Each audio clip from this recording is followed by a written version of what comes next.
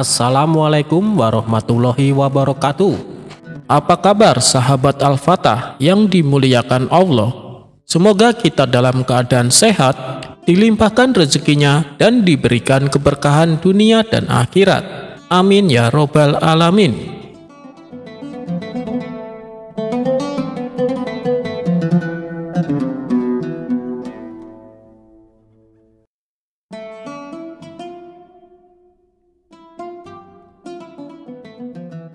Pada suatu hari, seorang cendekiawan terkenal dari Khurasan datang ke kota Baghdad. Ketika Baginda Raja mendengar hal itu, ia lalu mengundang orang tersebut ke istananya. Sang cendekiawan disambut dengan penuh rasa hormat dan duduk di samping Baginda Raja. Ia diperlakukan layaknya tamu kehormatan. Selama beberapa hari, para petinggi istana dan orang-orang penting datang untuk bertemu dengan sang cendekiawan. Pada hari ketiga, Abu Nawas juga datang bersama beberapa orang. Di tengah-tengah pertemuan resmi dan pembicaraan yang ringan, Baginda Raja mengajak Abu Nawas untuk duduk di sampingnya berjejer dengan sang ulama. Melihat Abu Nawas disejajarkan dengan dirinya, membuat sang cendekiawan merasa jengkel. Ia memandang Abu Nawas dengan sebelah mata dan berkata kepada Baginda Raja, "Kegemaran Paduka sangat aneh. Paduka menyukai orang biasa dan mempersilahkan duduk di dekat Paduka." Abu Nawas tahu sang cendekiawan sedang membicarakan dirinya, maka dengan segera ia berpaling padanya dan berkata, "Jangan sombong dengan ilmumu yang tidak ada nilainya, dan janganlah menghakimi penampilanku. Aku siap berdebat denganmu dan membuktikan kepada Baginda Raja bahwa kamu tidak tahu apa-apa." Sang cendekiawan pun menjawab, "Hei Abu Nawas, aku sudah tahu tentangmu. Aku dengar kau gila dan aku tidak ingin berurusan dengan orang gila." Abu Nawas membalas, "Ya, aku mengakui kegilaanku, tapi kau tidak mengakui ketidaktahuanmu." Melihat keributan tersebut, Baginda Raja memandang Abu Nawas dengan marah dan menyuruhnya untuk diam. Karena menurut Baginda Raja, sang cendekiawan adalah orang terpandang dan sangat disegani di daerah Khurasan. Akan tetapi Abu Nawas tidak menghiraukan perintah Baginda Raja. "Wahai Paduka yang mulia, jika orang ini sangat percaya diri dengan ilmunya, maka ia harus mau berdebat denganku," tantang Abu Nawas. Kemudian Baginda Raja berkata kepada sang cendekiawan, "Apa sulitnya? Engkau kan seorang cendekiawan yang pandai. Tanyakan saja pada Abu Nawas beberapa pertanyaan." Sang cendekiawan pun menerima tantangan Abu Nawas. "Aku siap, tapi dengan satu syarat. Jika kamu bisa menjawab pertanyaanku dengan benar, aku akan memberimu 1000 dinar. Tapi bila kamu tidak bisa menjawab, kau harus memberiku uang 1000 dinar, kata sang cendekiawan kepada Abu Nawas. "Aku tidak mempunyai harta dunia, termasuk dinar dan emas. Namun aku siap berdebat denganmu. Bila aku bisa menjawab pertanyaanmu dengan benar, maka aku akan mengambil uang itu. Dan apabila aku tidak bisa menjawab, aku akan ikut denganmu untuk menjadi pembantu dan budakmu," jawab Abu Nawas. Sang cendekiawan pun menerima syarat tersebut. Maka dimulailah debat antara Abu Nawas dan sang cendekiawan. Sang cendekiawan diberi kesempatan pertama untuk mengajukan pertanyaan. Di sebuah rumah, ada seorang wanita duduk bersama suaminya yang sah. Di rumah itu juga ada seorang lelaki yang sedang menunaikan puasa. Lalu datang seorang lelaki lain memasuki rumah tersebut. Dikarenakan kedatangannya, suami istri tadi menjadi tidak sah, dan puasa lelaki lainnya juga menjadi tidak sah. "Dapatkah kau beritahu aku siapa laki-laki yang masuk ke rumah tersebut?" tanya sang cendekiawan. Sejenak Abu Nawas terdiam. Tak berapa lama ia pun langsung menjawab, "Lelaki yang masuk ke rumah tersebut adalah suami pertama dari wanita yang telah lama bepergian. Ia telah lama pergi dalam waktu yang sangat lama. Dan kabar yang wanita itu terima adalah bahwa suaminya telah meninggal. Maka si wanita pun menikah dengan lelaki lain yang duduk di sampingnya. Dan si wanita mengupah kedua lelaki itu untuk memenuhi kewajiban suaminya yang disangkanya telah meninggal. Yang satu untuk mengkodok sholat yang tertinggal, dan satunya untuk mengkodok utang puasanya. Saat lelaki yang merupakan suami pertama kembali, meskipun berita kematiannya tersebar, maka suami kedua menjadi tidak sah. Begitu pula dengan kodok sholat dan puasanya untuk suami pertama yang dianggap meninggal, maka kedua kodoknya itu tidak sah, karena suami pertamanya masih hidup dan belum meninggal. Jawaban Abu Nawas sontak menuai pujian dari Baginda Raja dan para petinggi istana. Mereka tak menyangka dengan kecerdasan Abu Nawas dalam memecahkan pertanyaan sulit dari sang cendekiawan. Kemudian Abu Nawas berkata, "Sekarang giliranku untuk bertanya." Sang cendekiawan membalas, "Tanyalah, aku siap menjawabnya." Abu Nawas pun memulai pertanyaannya. "Aku mempunyai 1 kendi madu dan 1 kendi cuka. Lalu aku menuangkan keduanya ke dalam mangkok kosong yang besar. Saat aku mulai mengaduk mangkok tersebut, aku melihat ada seekor tikus di dalamnya. Dapatkah kau beritahu aku, apakah tikus itu berasal dari kendi madu atau dari kendi cuka?" tanya Abu Nawas. Sang cendekiawan tak menduga dengan pertanyaan yang diajukan Abu Nawas, yang membuat dirinya harus berpikir keras untuk menjawab dengan benar. Setelah sekian lama tidak menemukan jawaban, sang cendekiawan akhirnya menyerah. Baginda Raja kemudian berkata, "Wahai Abu Nawas, beritahu kepada kami apa jawabannya." Sang cendekiawan yang juga penasaran sangat menantikan jawaban dari Abu Nawas. "Aku akan menjawabnya bila orang ini mengakui kerendahan ilmunya," tukas Abu Nawas sambil memandang ke arah sang cendekiawan. Karena sangat penasaran ingin tahu jawabannya, sang cendekiawan pun mengakui kekalahannya. "Baiklah Abu Nawas, saya menyerah. Saya akui, saya tidak tahu. Beritahu aku apa jawabannya," pinta sang cendekiawan. "Sebenarnya itu mudah sekali.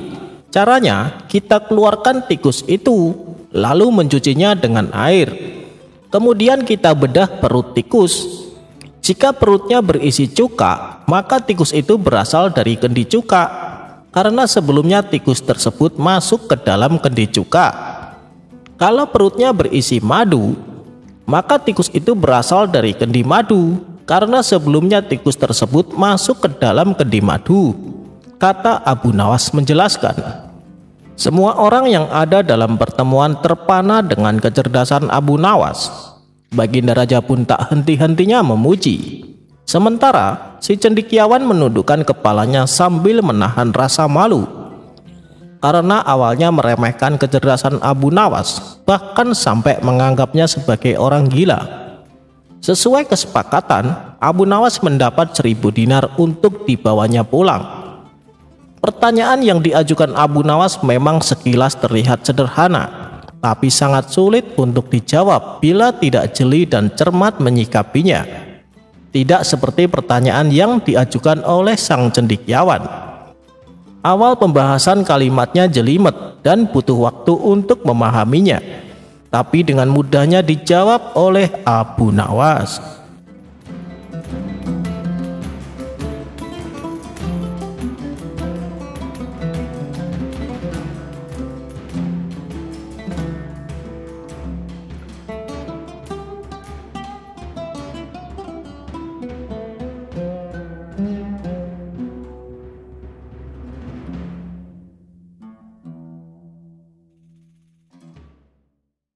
Dikisahkan ketika Abu Nawas hendak ke rumah Abu Jahil, di tengah jalan ia berpapasan dengan beberapa pengawal istana. "Wahai Tuan Abu, kebetulan sekali kita ketemu di sini. Ada yang ingin saya sampaikan," kata salah satu pengawal. "Memangnya ada penting apa?" tanya Abu Nawas. Kemudian mereka memberitahu bahwa hari ini Abu Nawas diperintah Baginda Raja untuk datang menghadap ke istana. Abu Nawas pun bingung, karena hari ini ia sudah berjanji akan membantu Abu Jahil membetulkan genteng rumahnya yang bocor. Tapi kalau ia menolak perintah tersebut, bisa-bisa Baginda Raja akan menghukumnya. Namun Abu Nawas adalah tipe orang yang selalu menepati janji. Ia pun memilih membantu Abu Jahil daripada menemui Baginda Raja.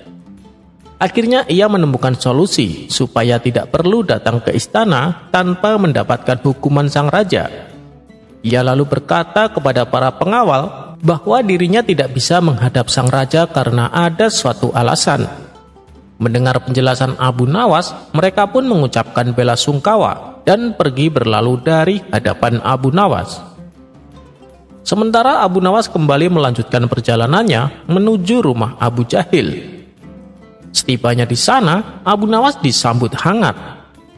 "Terima kasih Abu Nawas, kau sudah berkenan mau membantuku," kata Abu Jahil. "Iya nih, padahal tadi ada utusan istana menyuruhku untuk menghadap raja," jawab Abu Nawas. "Lalu bagaimana? Apakah kamu tidak jadi membantuku?" tanya Abu Jahil dengan nada kecewa. "Jangan khawatir, aku sudah janji sama kamu, jadi tidak mungkin aku ingkari. Aku terpaksa menolak perintah sang raja," jelas Abu Nawas. "Kau serius Abu Nawas? Apa kau tidak takut dihukum?" tanya Abu Jahil cemas. Dengan tersenyum Abu Nawas berkata, "Sudah, tak perlu kau risaukan. Ayo aku bantu betulkan gentengmu." Melihat sikap Abu Nawas yang sangat peduli terhadapnya, membuat Abu Jahil merasa terharu. Abu Jahil pun menyesali sikapnya yang selama ini selalu memusuhi Abu Nawas. "Ternyata kau adalah kawan yang baik Abu Nawas. Kau rela menolak perintah raja hanya demi untuk membantuku," pikir Abu Jahil. Tak terasa air mata Abu Jahil menetes membasahi pipi. "Hei Abu Jahil, mana tangganya?" teriak Abu Nawas dari luar. Abu Jahil bergegas mengambil tangga dan memberikan kepada Abu Nawas. Abu Nawas pun naik ke atap dan mulai membetulkan genteng. Tidak berapa lama kemudian, datanglah tetangga Abu Nawas. "Hei Abu Nawas, turunlah sebentar. Ada hal penting yang ingin aku katakan," teriak tetangganya itu. Dengan terpaksa, Abu Nawas menghentikan pekerjaannya, lalu turun ke bawah untuk menemui tetangganya tersebut. "Ada perlu apa ke sini?" tanya Abu Nawas penasaran. "Aku ingin pinjam uang Abu Nawas," jawab tetangganya. Abu Nawas pun menjadi kesal. "Kenapa tidak kau bilang saat aku masih di atas tadi?" tugas Abu Nawas. "Aku malu kalau ada orang lain mendengarnya," balas tetangganya. Tanpa memberi jawaban, Abu Nawas kembali naik ke atap dan melanjutkan pekerjaannya. Tetangganya ini pun menjadi bingung dan kembali berteriak. "Bagaimana Abu Nawas?" tanyanya lagi. "Naiklah ke atas, akan aku beri jawaban," jawab Abu Nawas. Si tetangga pun naik ke atap. Ketika ia sudah sampai di atap, ia kembali bertanya, "Bagaimana Abu Nawas? Aku ingin pinjam uang kepadamu." Sambil membetulkan genteng, Abu Nawas menoleh ke arahnya. "Aku tidak punya uang," ucap Abu Nawas. "Kenapa kau tidak katakan saat aku masih di bawah?" kata tetangganya merasa kesal. "Aku malu kalau ada orang lain mendengar bahwa aku sedang tidak punya uang," jelas Abu Nawas. Dengan perasaan kecewa, tetangganya ini turun ke bawah dan pergi berlalu. Singkat cerita, setelah pekerjaan selesai, Abu Nawas pun dipersilahkan makan dan diberi upah oleh Abu Jahil. "Terima kasih ya Abu Nawas, kau telah bersedia menolongku," kata Abu Jahil. "Iya, sama-sama," jawab Abu Nawas. Ketika sedang asik-asiknya menikmati makanan, Abu Jahil melihat dari jendela.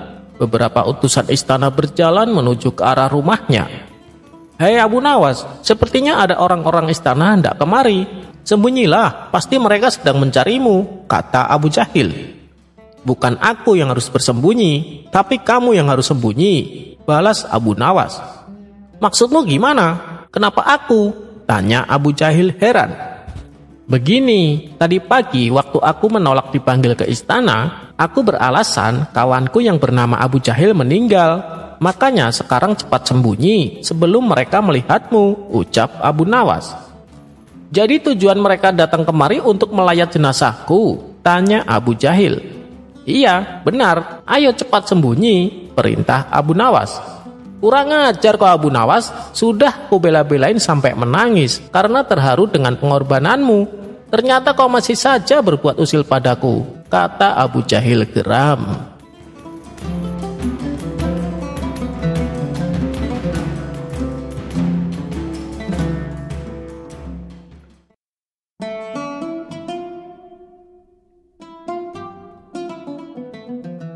Alkisah suatu malam beberapa pengawal kerajaan mengadakan patroli di setiap sudut kota Baghdad.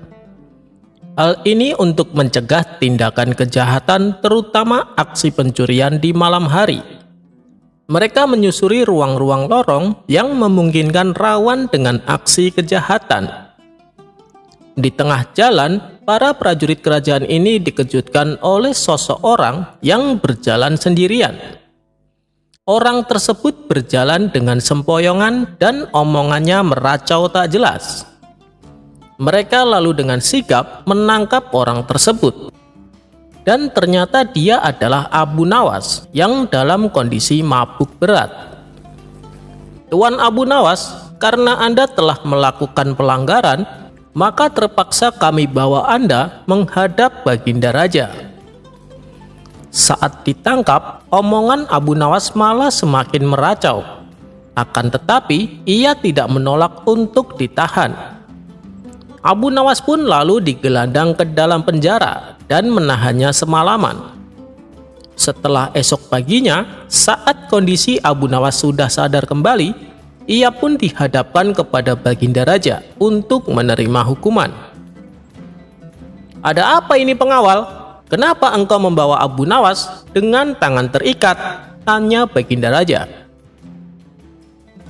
Kepala pengawal menjawab, ampun Paduka yang mulia, tadi malam kami memergoki Tuan Abu Nawas sedang mabuk, lalu kami menangkapnya. Apa benar begitu Abu Nawas? Tanya Baginda Raja kepada Abu Nawas. Benar tuanku, jawab Abu Nawas dengan menundukkan kepala merasa bersalah. Baiklah, karena kamu telah melakukan kesalahan, maka kamu harus menerima hukuman, balas Baginda Raja. Baginda Raja pun kemudian memanggil Algojo untuk menghukum Abu Nawas. Algojo, tampar dia 100 kali di wajahnya, perintah Baginda Raja. Namun, apa yang terjadi? Ternyata Algojo yang diperintahkan untuk menampar wajah Abu Nawas memiliki fisik yang tidak begitu tinggi, sehingga tangannya tidak bisa menjangkau wajah Abu Nawas. Sadar diri akan kondisinya, lantas Algojo itu pun berkata, "Menunduklah wahai Abu Nawas supaya aku bisa menamparmu." Mendengar permintaan Algojo tersebut, Abu Nawas malah meledek dengan perkataan konyolnya. Kamu ini kenapa malas sekali sih? Disuruh menampar saja, mintanya yang gampang. Apa kau ingin mengundangku makan, sehingga aku harus menundukkan badanku? Mendengar ejekan Abu Nawas, Algojo itu pun lantas menimpali. Hei Abu Nawas, kalaulah aku setinggi raksasa, sudah dari tadi kamu kesakitan menerima tamparanku. Mendengar perkataan Algojo tersebut, Abu Nawas lantas mengejeknya kembali. Nyatanya, tak sedikit pun tanganmu menyentuh wajahku, jawab Abu Nawas sembari tertawa. Mendengar celotehan dan ejekan Abu Nawas kepada Algojo, Baginda Raja pun tertawa terpingkal-pingkal dan kemudian memerintahkan Algojo untuk meninggalkan Abu Nawas. Wahai Algojo, tinggalkan Abu Nawas, aku sudah memaafkannya. Dan akhirnya Abu Nawas pun tak jadi mendapat hukuman. Dia malah mendapatkan maaf dari Baginda Raja. Ternyata bukan sekali dua kali Abu Nawas kepergok dengan minuman kerasnya oleh Baginda Raja. Suatu kali Baginda Raja berpapasan dengan Abu Nawas di pasar. Ia mendapati Abu Nawas membawa botol minuman di tangannya. Baginda Raja pun menegurnya. Hai Abu Nawas, apa yang tengah kamu pegang itu? "Ini susu, Baginda," jawab Abu Nawas sembari gugup. "Masa air susu warnanya merah? Biasanya kan air susu warnanya putih," tanya Baginda Raja keheranan. Ia pun lalu merebut botol yang ada di tangan Abu Nawas. "Waduh, celaka," pikir Abu Nawas. Ia sadar betul kalau kali ini Baginda Raja tidak bisa dikelabui. Ia juga tidak bisa mengelak kalau botol yang dibawanya adalah minuman keras. Jalan satu-satunya supaya lolos dari hukuman adalah membuat Baginda Raja tertawa dan terhibur. "Kau bilang minuman keras ini adalah susu kan? Jelas-jelas ini warnanya merah dan baunya juga menyengat. Kau pikir aku anak kecil yang gampang ditipu?" hardik Baginda Raja kepada Abu Nawas. Namun dengan tenangnya Abu Nawas membalas, "Ampun Paduka yang mulia, semula air susu ini memang berwarna putih bersih. Namun saat melihat Baginda yang gagah dan rupawan ini, ia pun tersipu malu. Maka memerahlah warnanya," ujar Abu Nawas. Mendengar penjelasan Abu Nawas yang konyol itu, Baginda Raja pun tak kuat menahan tawanya. Ia pun tertawa terbahak-bahak sembari meninggalkan Abu Nawas. Abu Nawas akhirnya kembali selamat meskipun minuman kerasnya harus disita oleh Baginda Raja. Paling tidak Abu Nawas tidak mendapatkan hukuman.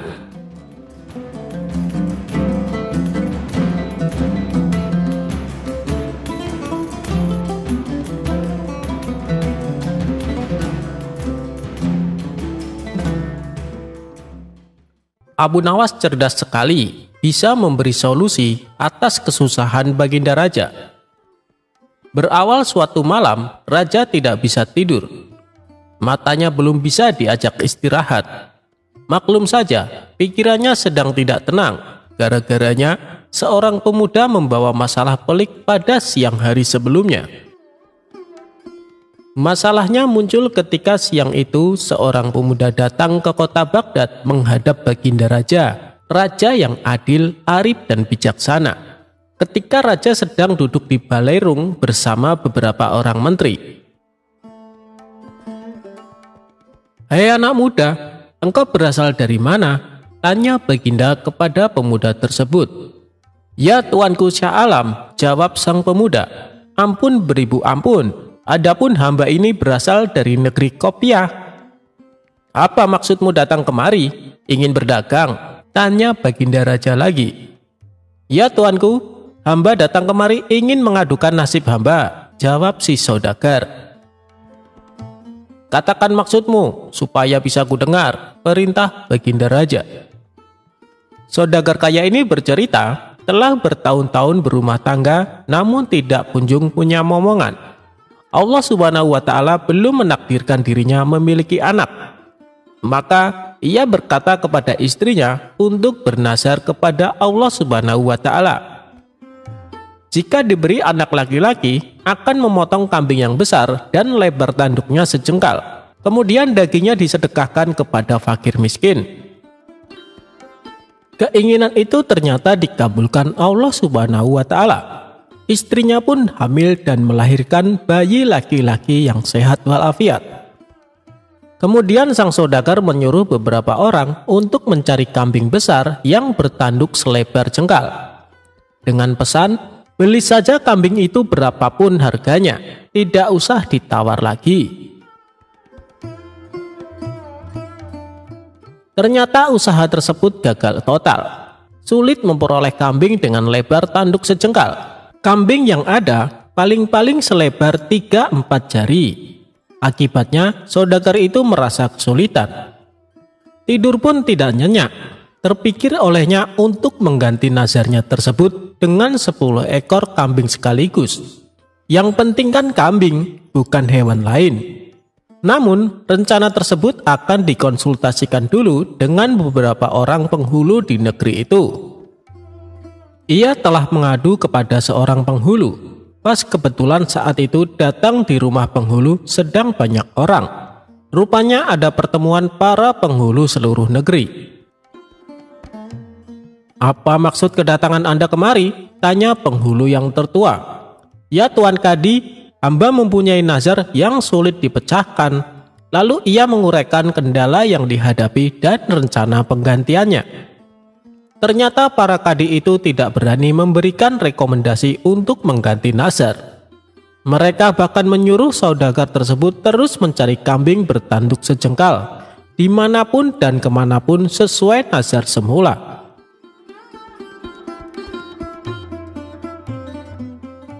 Kami semua tidak berani menyuruh menggantinya dengan yang lain-lain, ujar mereka. Kenyataan itu makin menambah berat beban saudagar tersebut. Ia pun mohon diri pulang ke rumah. Nah, itu sebabnya dia memutuskan menghadap Baginda Raja. Hamba mohon petuah dan nasihat Baginda Raja agar hamba dapat mengerjakan nazar hamba itu dengan sempurna, tutur saudagar itu kepada Baginda dengan nada mengiba. Baiklah, datanglah besok pagi. Insya Allah aku dapat memberi jalan keluar, janji Baginda Raja. Saudagar itu pun mohon pamit dengan meninggalkan beban bagi Baginda Raja. Dia bingung memikirkan nazar saudagar tersebut. Sepanjang siang dan malam ia tidak dapat memicingkan matanya. Dengan apa nazar itu akan dibayar bila kambing bertanduk sejengkal tidak didapat juga? Diganti dengan yang lain haram hukumnya. Malam harinya, Baginda Raja mengumpulkan para kadi dan alim ulama di istananya. Kepada mereka, Baginda Raja menyatakan keresahan hatinya sehubungan dengan nazar saudagar dari Qopiah itu.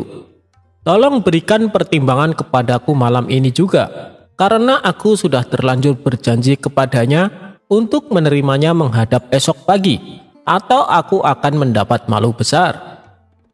Suasana Balerung pun hening, sunyi senyap berkepanjangan. Mereka termenung dan terpekur memikirkan titah Baginda Raja. Namun, tidak juga ditemukan jalan keluarnya. Ya Tuanku Sahalam, tidak ada hukumnya, baik menurut kitab maupun logika, bahwa nazar itu boleh diganti dengan barang lain. Setelah itu satu persatu mereka mohon diri meninggalkan Balerung dan pertemuan pun bubar. Baginda Raja lalu masuk istana hendak tidur, tetapi yang diceritakan tadi, mata Baginda Raja tidak mau diajak kompromi, karena otak masih terfokus pada masalah nazar dan malu besar yang akan dihadapinya esok pagi. Menjelang subuh, Baginda Raja pun teringat kepada Abu Nawas. Tidak ada manusia yang dapat memutuskan hal ini selain Abu Nawas, pikirnya dengan sukacita. Setelah itu barulah Baginda Raja dapat memicingkan matanya, tidur pula sampai pagi. Begitu bangun, diutuslah penggawa memanggil Abu Nawas. Setelah Abu Nawas tiba di hadapannya, Baginda Raja pun mengutarakan perihal nazar saudagar dari negeri Qopiah itu dan semua usaha yang sudah ditempuhnya, serta malu besar yang akan didapatnya sebentar lagi. Karena para kadi dan orang alim seluruh negeri ini tidak dapat memberikan jalan keluar. Apalagi sebentar lagi saudagar dari negeri Qopiah tersebut akan menghadap ke istana. Apa pendapatmu tentang hal itu? Tanya Baginda Raja dengan sorot mata ingin tahu jawaban Abu Nawas. Ya Tuanku Sahalam, janganlah Tuanku bersusah hati. Jika Tuanku percaya, insya Allah hamba dapat menyelesaikan perkara ini, jawab Abu Nawas meyakinkan. Tidak berapa lama kemudian, Balerung pun dipenuhi orang-orang yang ingin tahu keputusan Baginda Raja tentang nazar saudagar dari negeri Qopiah itu. Baginda Raja memanggil saudagar tersebut dan memerintahkan Abu Nawas memecahkan masalah itu. Hai saudagar, bawalah kemari anakmu dan seekor kambing yang besar badannya, kata Abu Nawas. Mendengar perkataan Abu Nawas itu, semua orang terheran-heran, termasuk Baginda Raja dan si saudagar itu. Apa maksud Abu Nawas kali ini? Pikir mereka. Si saudagar itu menyatakan kesediaannya membawa anak dan seekor kambing yang paling besar, serta mohon pamit pulang ke negeri Qopiah. Baginda Raja masuk ke istana, melanjutkan tidurnya, dan pertemuan pagi itu pun bubar. Sesuai janjinya, saudagar itu pun datang kembali ke Baghdad beberapa hari kemudian. Ia membawa istri, anak, dan seekor kambing, langsung menghadap Baginda Raja di istana. "Datang juga engkau kemari, hai saudagar. Tunggulah sebentar, aku akan kumpulkan penghulu dan rakyat." Kemudian Baginda Raja memerintahkan memanggil Abu Nawas. Sementara Abu Nawas ketika mengetahui dijemput ke istana, ia pura-pura sakit. Baginda Raja yang diberitahu hal itu memaksa agar Abu Nawas dibawa dengan kereta kerajaan. Maka berangkatlah Abu Nawas ke istana dengan mengendarai kereta kencana yang ditarik 2 ekor kuda. "Mengapa kau terlambat datang kemari?" tanya Baginda Raja. "Ya tuanku, hamba terlambat datang karena hamba sakit kaki," jawab Abu Nawas. "Hei Abu Nawas, saat ini telah datang kemari saudagar itu bersama istri, anak, dan seekor kambing yang besar badannya. Coba selesaikan masalah ini dengan baik." "Baiklah, akan hamba selesaikan masalah ini." Bukan main senang hati Baginda Raja mendengar jawaban itu. Abu Nawas menarik kambing dan anak saudagar itu. Jari tangan kiri anak tersebut dijengkalkan ke tanduk kambing dan ternyata sama panjangnya. Baginda Raja dan seluruh yang hadir di balerung heran memikirkan ulah Abu Nawas.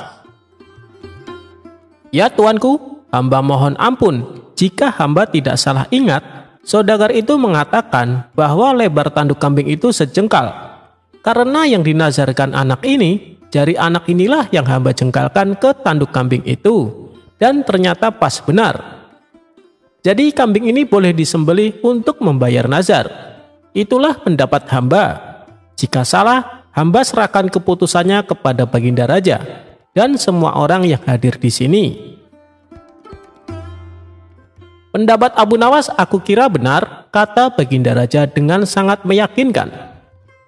Bukan main senang hati saudagar itu karena dapat membayar lunas nazarnya, maka diberikanlah hadiah kepada Abu Nawas berupa uang 100 dirham.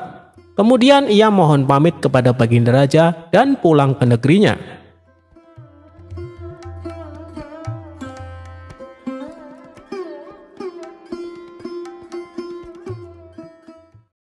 Abu Nawas tangkap harimau berjenggot. Suatu ketika, Baginda Raja terlihat sangat marah kepada Abu Nawas yang telah berkali-kali mempermainkan dirinya dengan cara-cara yang sangat kurang ajar. Tak main-main, bahkan kali ini Baginda Raja ingin membunuh Abu Nawas jika gagal dalam melaksanakan perintahnya. "Hei Abu Nawas, sekarang juga kamu harus mempersembahkan kepadaku seekor harimau berjenggot. Jika gagal, aku akan membunuh engkau," tegas Baginda Raja. "Ya tuanku Paduka, semua perintah Paduka akan hamba laksanakan.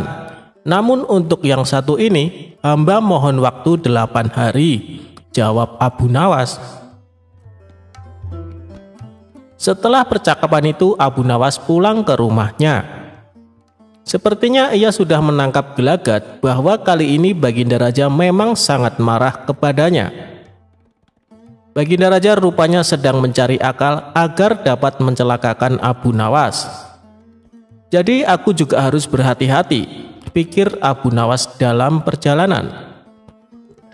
Setibanya di rumah, Abu Nawas memanggil 4 orang tukang kayu dan disuruh untuk membuat kandang macan. Hanya dalam 3 hari kandang macan tersebut sudah jadi. Abu Nawas lalu berpesan kepada istrinya agar menjamu orang yang berjenggot apabila datang ke rumah.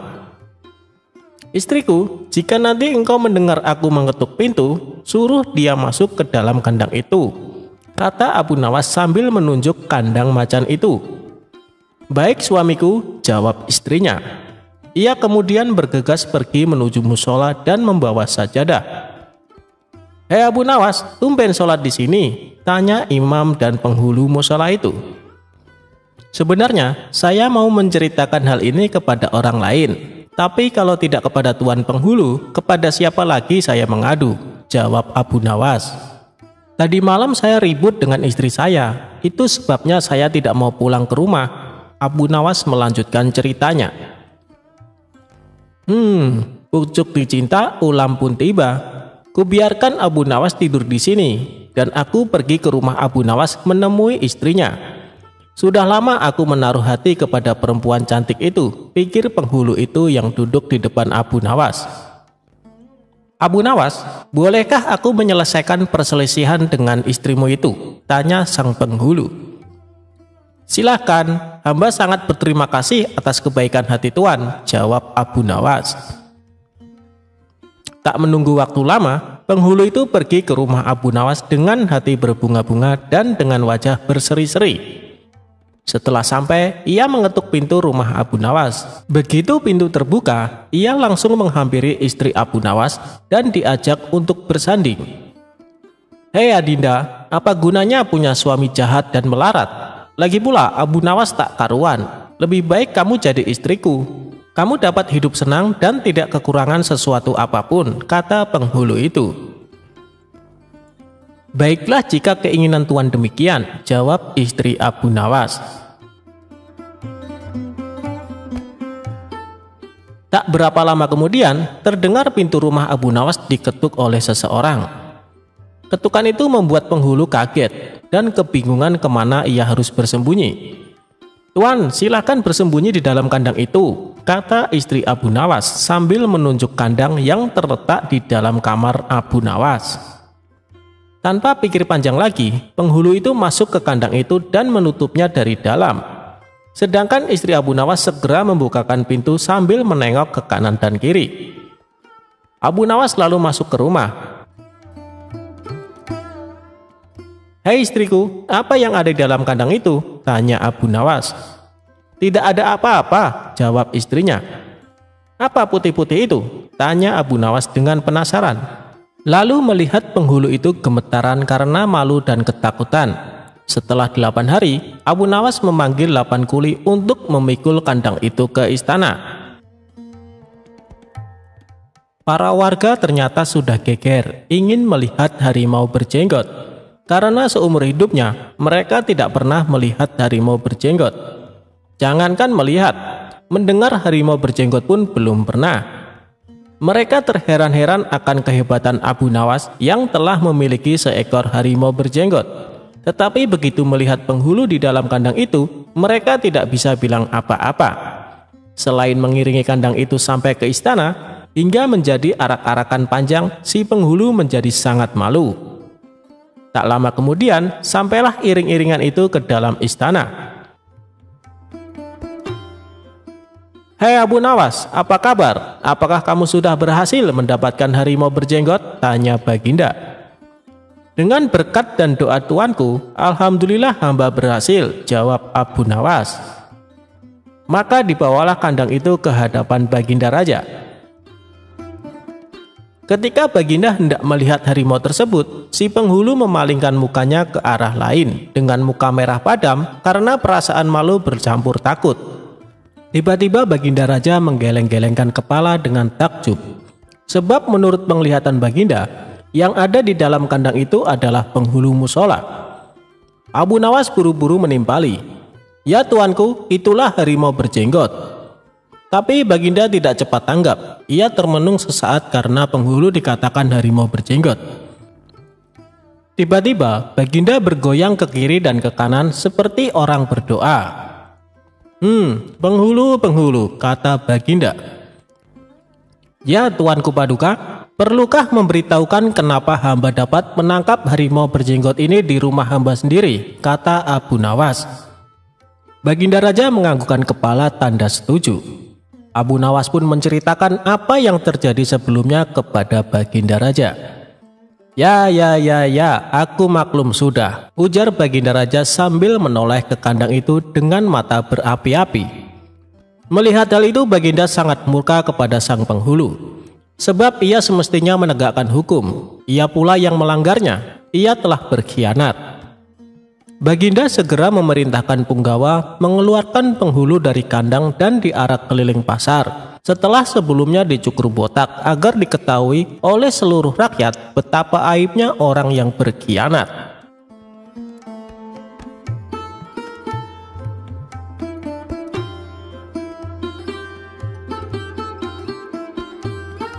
Bagi Abu Nawas, tidak perlu menjadi pintar untuk mendapatkan uang.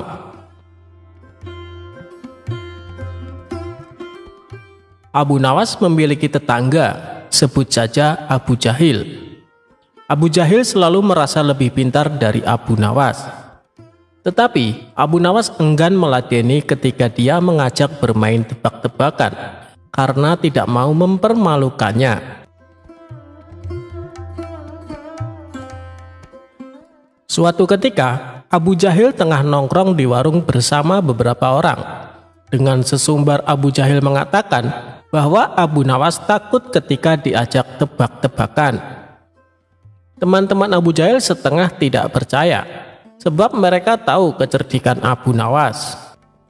Untuk membuktikan kecerdasannya, Abu Jahil mengajak teman-temannya bermain tebak-tebakan. Jika kalian tidak bisa menjawab tebakan saya, maka kalian kasih saya 5 dinar. Jika saya tidak bisa menjawab tebakan kalian, saya kasih kalian 50 dinar, kata Abu Jahil. Namun anehnya, semua tebakan yang dilontarkan oleh temannya bisa dijawab oleh Abu Jahil.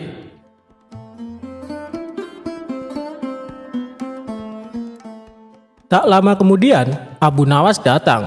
Seketika Abu Jahil menantangnya, tetapi Abu Nawas cuek saja dan duduk agak jauh sambil memesan segelas teh. Tuh kan, Abu Nawas takut meladenin saya karena dia takut kalah. Mungkin kecerdasannya sudah berkurang, kata Abu Jahil. Mendengar ucapan Abu Jahil, Abu Nawas merasa dilecehkan. Akhirnya, Abu Nawas mendekati Abu Jahil dan menerima tantangannya. Orang-orang yang ada di warung merasa akan ada tontonan gratis, dan mereka mengerumuni keduanya. Apa tantanganmu, wahai Abu Jahil? Kata Abu Nawas. Kita akan adu kecerdikan dengan bermain tebak-tebakan. Kali ini kamu pasti kalah, kata Abu Jahil.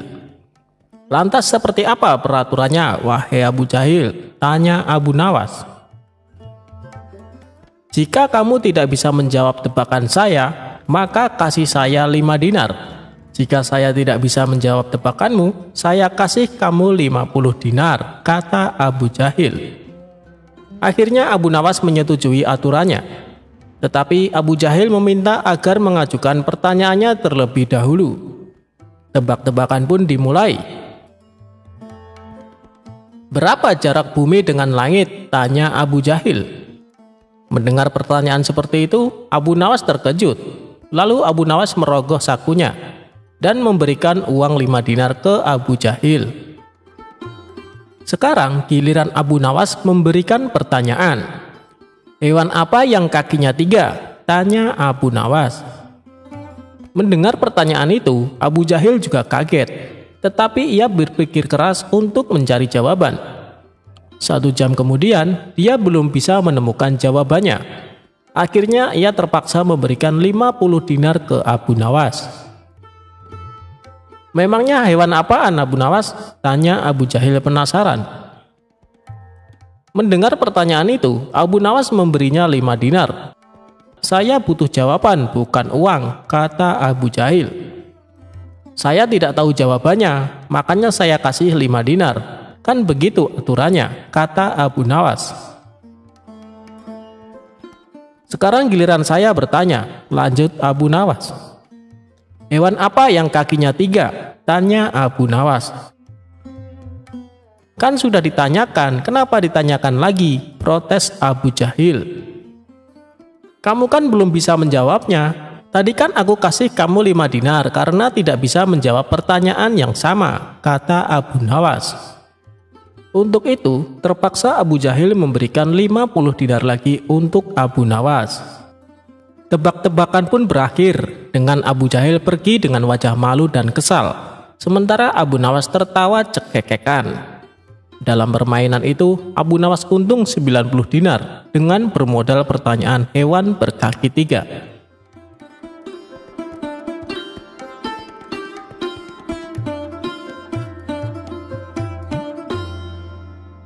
Ajaran Abu Nawas cukup berserah diri. Rezeki akan mendatangimu.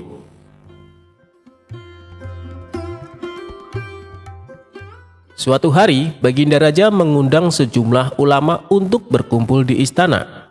Tentu saja termasuk Abu Nawas. Raja mengundang Abu Nawas dan para ulama untuk membahas berbagai hukum Islam. Dengan begitu, Raja tetap bisa menimba ilmu tanpa harus meninggalkan kediamannya. Ulama fikih menyampaikan keilmuan seputar halal haram dalam hukum agama Islam. Ulama tauhid menyampaikan keilmuannya seputar keesaan Allah Subhanahu wa Ta'ala beserta kekuasaannya yang meliputi alam semesta. Begitu juga dengan ulama lainnya. Setelah masing-masing ulama menyampaikan ilmu sesuai bidangnya, tibalah giliran Abu Nawas. Dikarenakan bingung harus menyampaikan apa, Abu Nawas pun berkata, "Ampun Paduka yang mulia, apa yang ingin Paduka dengar dari hamba? Hamba rasa para ulama ini sudah menyampaikan semuanya." "Kalau menurutmu demikian, baiklah, berarti sekarang waktunya tanya jawab," ucap Baginda Raja. "Abu Nawas, apa yang kau ketahui mengenai rezeki?" tanya Baginda Raja. "Kita semua pasti meyakini bahwa rezeki datang dari Allah Subhanahu wa Ta'ala.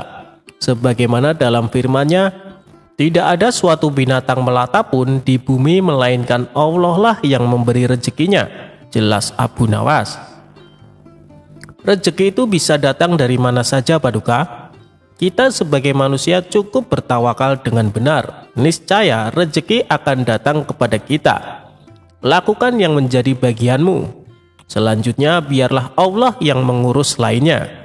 Ini berdasarkan hadis Nabi yang berbunyi, "Andai kalian bertawakal kepada Allah sebenar-benar tawakal, niscaya Allah akan memberikan rezeki kepada kalian sebagaimana Dia memberikan rezeki kepada burung yang pergi dalam keadaan lapar, lalu pulang dalam keadaan kenyang," papar Abu Nawas.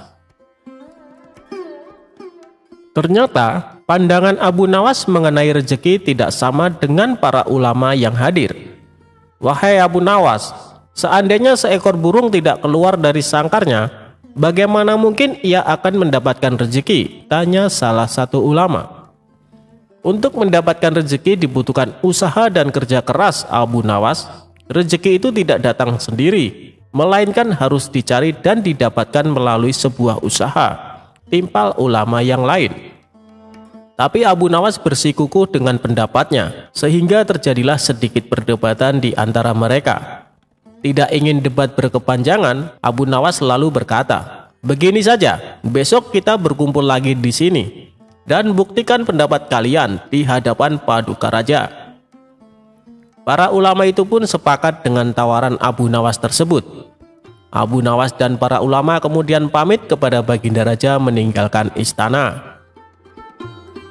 Setelah berpamitan kepada Baginda Raja, Abu Nawas pun segera pulang ke rumahnya, sebab ia harus mengajar murid-muridnya. Sementara para ulama tersebut sibuk mencari cara untuk membuktikan pendapat mereka. Sampai pada akhirnya saat berjalan pulang menyusuri sebuah desa, para ulama melihat penduduk setempat sedang panen buah kurma. Kemudian terbesitlah niatnya untuk membantu warga tersebut. Setelah selesai dengan pekerjaannya, para ulama ini mendapat imbalan beberapa ikat buah kurma dari warga setempat. Mereka senang bukan main. Para ulama itu senang bukan karena mendapatkan kurma, tetapi memiliki alasan untuk menyampaikan kepada Abu Nawas dan Baginda Raja bahwa pendapat mereka soal rezeki adalah benar. "Kita mendapatkan buah kurma karena berusaha dan bekerja, sedangkan Abu Nawas hanya diam di rumah. Mana mungkin dia mendapatkan kurma?" Ini menunjukkan bahwa rezeki bisa didapat bila mencarinya dan bekerja. Jadi pendapat kita sudah benar. Besok kita bawa ini sebagai buktinya. Kita tunjukkan kepada Abu Nawas dan Baginda Raja, kata salah satu ulama kepada kawannya. Maka pada keesokan harinya para ulama ini datang ke istana. Sesampainya di sana, ternyata sudah ada Abu Nawas duduk di hadapan Baginda Raja. Melihat para ulama sudah datang, Baginda Raja segera menyambutnya. "Kemarilah, silakan duduk tuan-tuan," sambut Baginda Raja. Mereka lalu duduk bersebelahan dengan Abu Nawas. Salah satu ulama kemudian berkata, "Ampun Paduka yang mulia, sesuai dengan janji kami membawakan bukti atas pendapat kami. Kami rasa pendapat Abu Nawas kurang tepat, justru pendapat kamilah yang lebih tepat."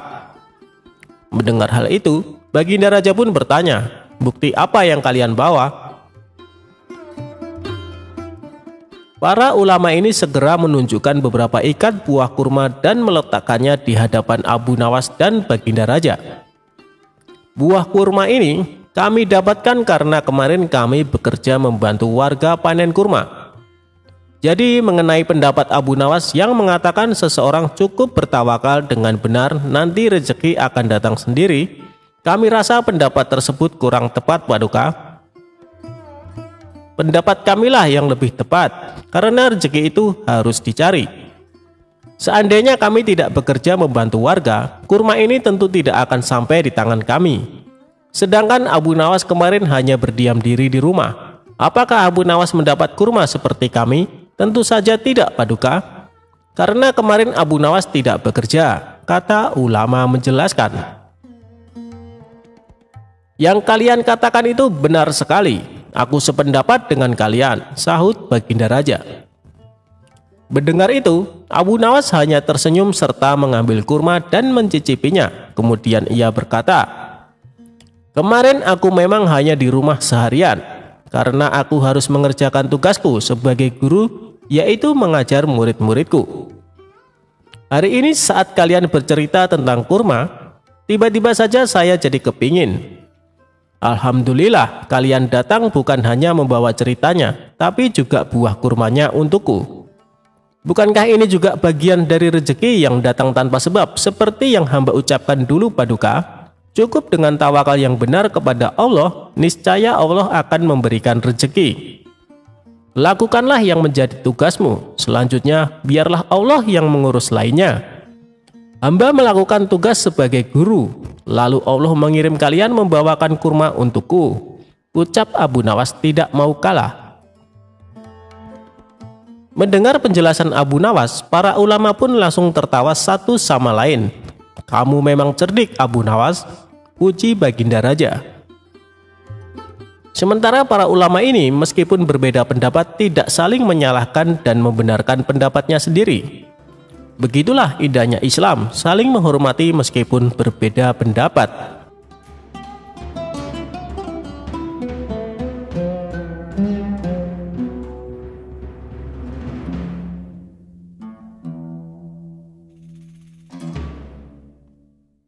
Diceritakan Abu Nawas pergi keluar kota untuk menemui sahabat lamanya.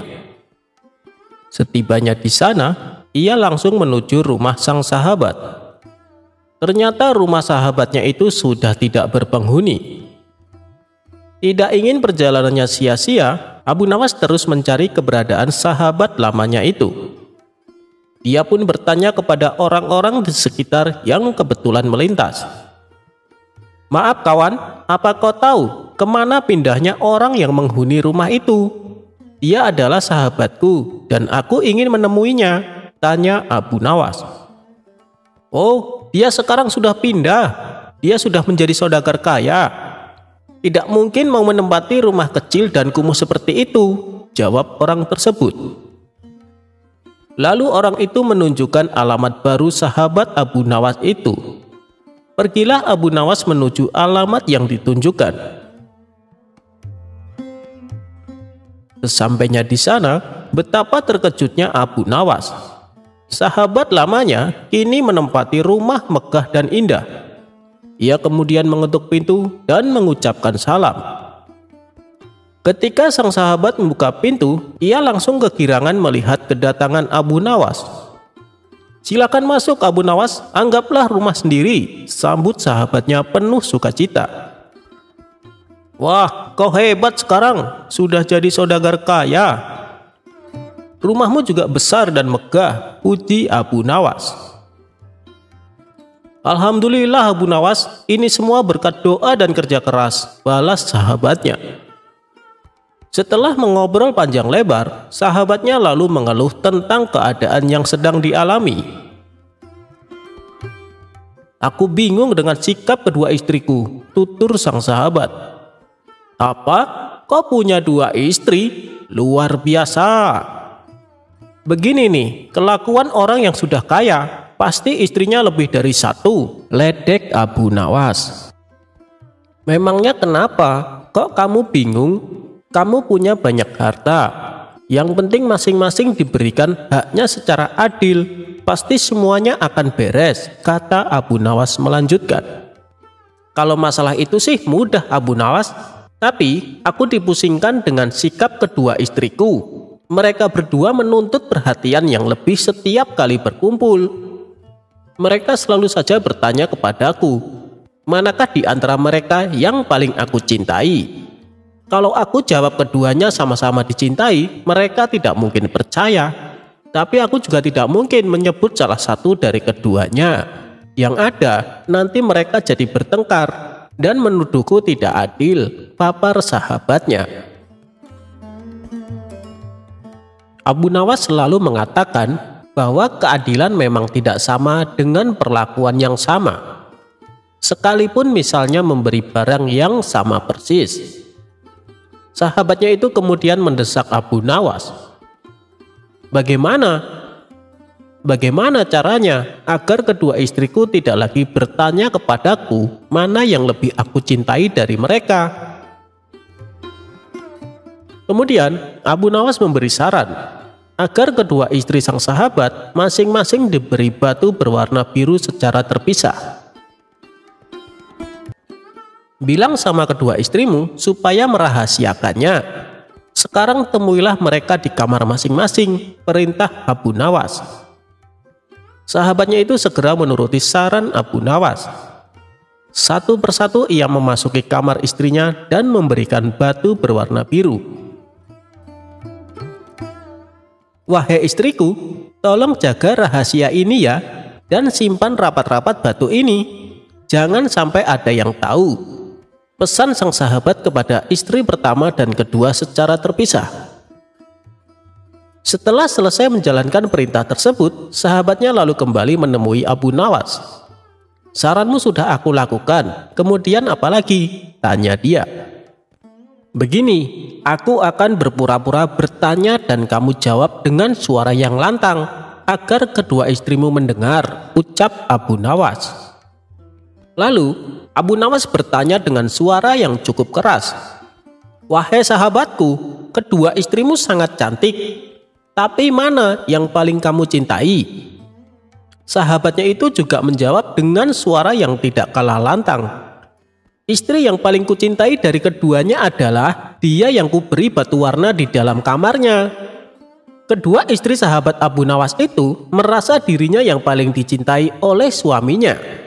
Dan sejak itu mereka tidak pernah lagi bertanya siapa dari mereka yang paling dicintai.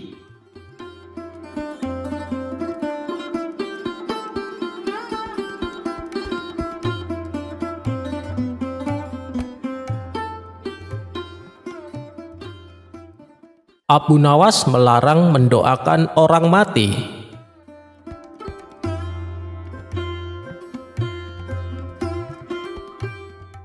Suatu hari, saat Abu Nawas sedang duduk di depan rumah, tiba-tiba datang seorang wanita mengadukan nasibnya kepada Abu Nawas.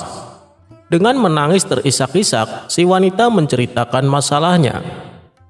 Suamiku dipenjara Tuan Abu, padahal dia tidak melakukan kesalahan, ucap si wanita.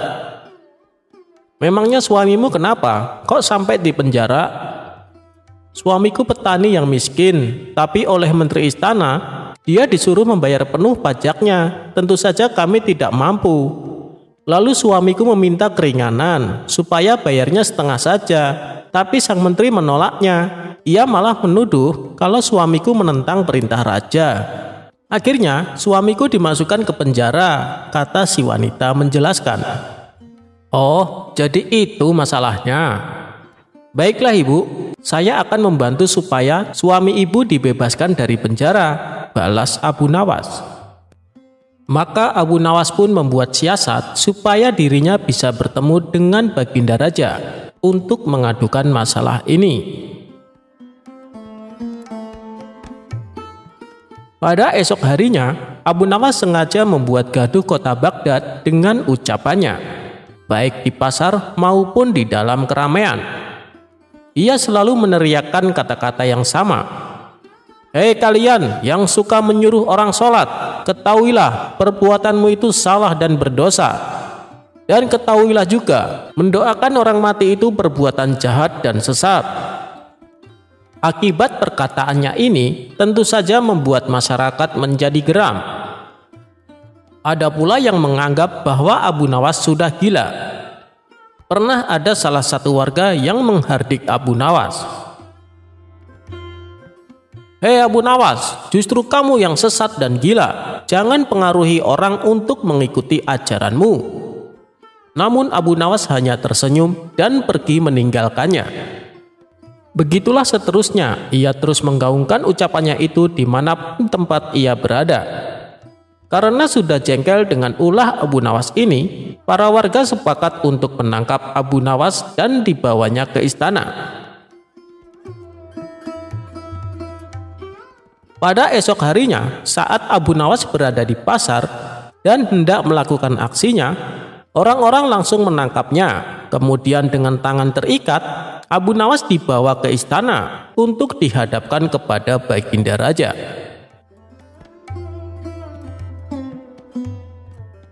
Melihat ramai orang berkumpul, Baginda Raja pun bertanya, "Ada apa ini? Kenapa kalian mengikat tangan Abu Nawas?" tanya Baginda Raja.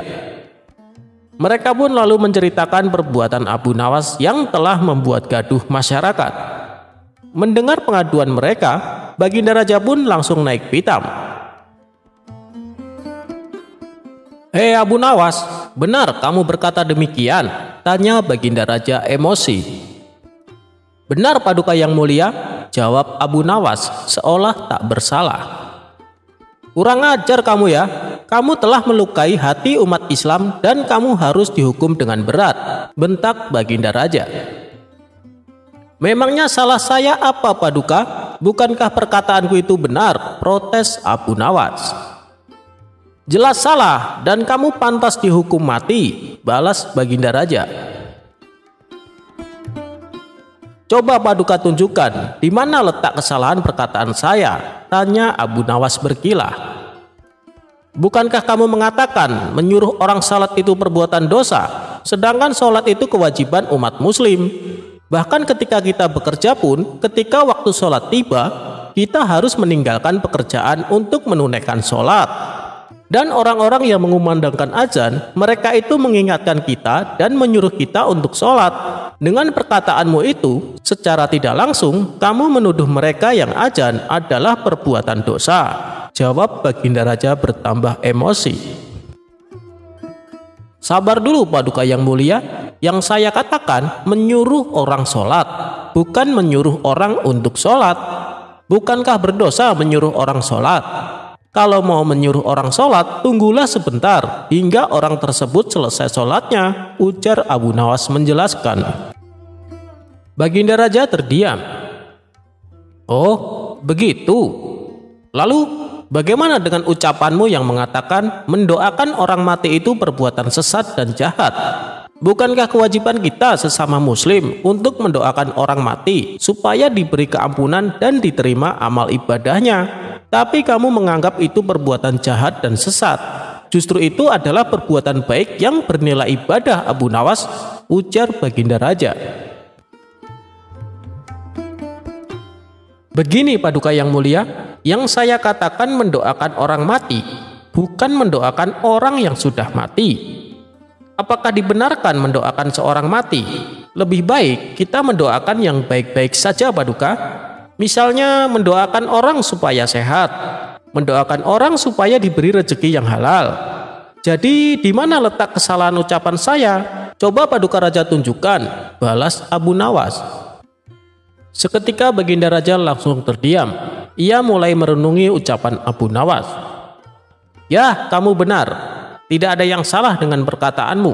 Tapi apa maksudmu berkata demikian di hadapan orang-orang? Tanya Baginda Raja. Supaya saya ditangkap dan bisa bertemu dengan Paduka, karena ada sesuatu yang ingin saya sampaikan. Paduka telah keliru menilai seseorang hanya karena Paduka salah memahami. Seperti Paduka salah memahami ucapanku barusan. Dan orang tersebut kini dipenjara Paduka atas perbuatan yang tidak ia lakukan, kata Abu Nawas menjelaskan. Mendengar itu, Baginda Raja langsung terkejut. Siapa orangnya dan kenapa ia sampai di penjara? Tanya Baginda Raja. Dia itu tetanggaku Paduka. Dia dipenjara karena dituduh melawan Paduka.